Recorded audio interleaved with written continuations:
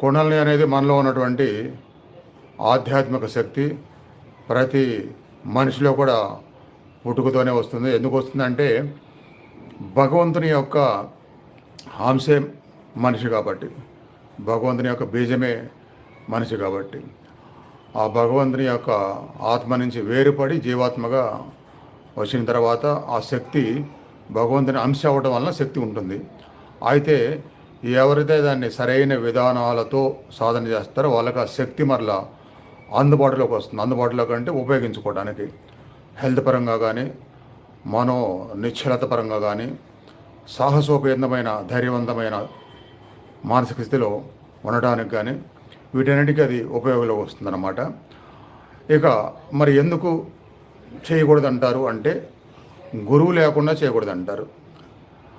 అందుకనే గురువు ఉండాలనే ఉద్దేశంతోనే కేవలం కుండలిని గురించి